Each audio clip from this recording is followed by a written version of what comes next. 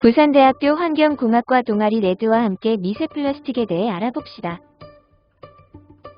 미세 플라스틱이란 무엇을 뜻하는 걸까요? 미세 플라스틱이란 길이나 지름이 5mm 이하인 작은 플라스틱을 말합니다. 미세 플라스틱은 생산 당시의 크기를 기준으로 두 가지로 나눠집니다. 세안제와 치약에 들어가는 스크럽제와 같이 만들어질 때부터 작게 제작된 것들은 1차 플라스틱, 자연에서 햇빛, 바람, 파도 등에 의해 풍화되며 작아진 것들을 2차 플라스틱이라 합니다. 우리가 만들어내는 쓰레기 중 많은 양이 바다로 흘러들어가게 되는데 UN 오션 컨퍼런스에 따르면 바다 쓰레기의 80%가량이 플라스틱이라고 합니다. 최근 호주 정부 과학기관인 CSIRO에서의 연구 결과 해양 밑바닥에 플라스틱 쓰레기만 1440만 톤가량이 가라앉아 있다는 사실이 밝혀졌는데요. 이렇게 버려진 플라스틱은 자연적으로 분해되기까지 500년이라는 시간이 걸립니다. 그럼에도 불구하고 전 세계 플라스틱 생산량은 가파르게 상승하는 추세입니다. 생산량뿐만 아니라 플라스틱 사용량도 함께 증가했는데요. 특히 1인당 플라스틱 사용량을 비교해보면 우리나라가 중국, 일본, 서유럽, 미국에 비해 압도적으로 많은 수치입니다. 미세 플라스틱은 생태계 순환을 따라 생태계 곳곳에 퍼지게 됩니다. 대표적인 예로서 바다에서 미세 플라스틱의 흐름에 대해 알아보도록 하겠습니다.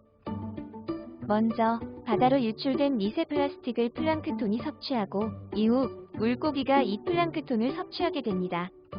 그리고 결국 이 물고기가 우리들의 식탁 위에 올라오게 되어 최종적으로는 우리에게로 돌아오게 되죠. 그런데 왜 미세 플라스틱이 심각한 문제로 떠오르고 있는 걸까요? 해양 생물의 경우 미세 플라스틱을 먹이로 착각해서 먹어버리는 경우가 많습니다. 그렇게 몸속으로 들어간 플라스틱은 소화되지 않은 채 위 속에 쌓여서 죽게 될 수도 있습니다.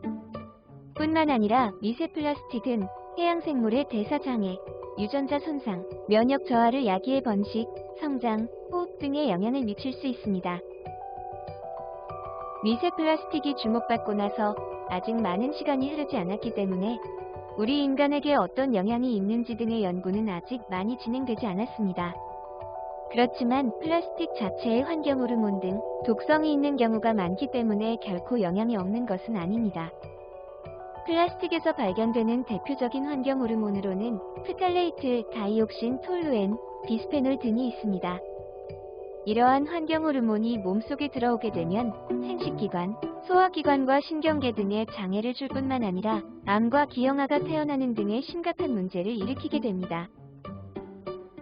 그렇다면 이렇게 생태계에 전반적으로 부정적인 영향을 끼치는 플라스틱을 줄이기 위해서 우리는 어떤 노력을 할 수 있을까요? 동아리 레드에서는 우리가 환경을 위해 할 수 있는 일들은 어떤 게 있는지 사람들이 일상에서 쉽게 떠올릴 수 있으면 좋겠다고 생각했습니다. 그래서 저희는 우리에게 친숙한 아나바다 운동을 환경, 특히 플라스틱과 관련 지은 2021년 버전을 소개해드리겠습니다. 플라스틱 아껴 쓰기. 플라스틱을 완전히 대체한다는 것은 지금으로서는 아직 불가능합니다. 대신 플라스틱 제품의 쓰레기 배출량을 줄이는 것부터 시작한다면 어떨까요? 기존 아나바다 운동의 취지처럼 새로운 것을 소비하기보다는 중고 거래를 적극 활용한다면 플라스틱 물건을 최대한 오래 사용할 수 있을 것입니다. 부담 나누기. 환경운동, 친환경 소비에 동참하여 환경이 짊어질 부담을 우리가 나눠 가져보는 건 어떨까요? 조금은 불편하고 귀찮을지라도 한 사람 한 사람의 실천이 모인다면 환경 문제에 아주 큰 도움이 될 것입니다. 다회용품으로 바꿔 쓰기. 일회용 플라스틱 제품을 다회용품으로 바꿔서 소비합시다. 우리가 흔히 쓰는 일회용품인 플라스틱 컵과 빨대는 텀블러와 재사용 가능 빨대로 대체할 수 있습니다. 쓰레기 다시 쓰기.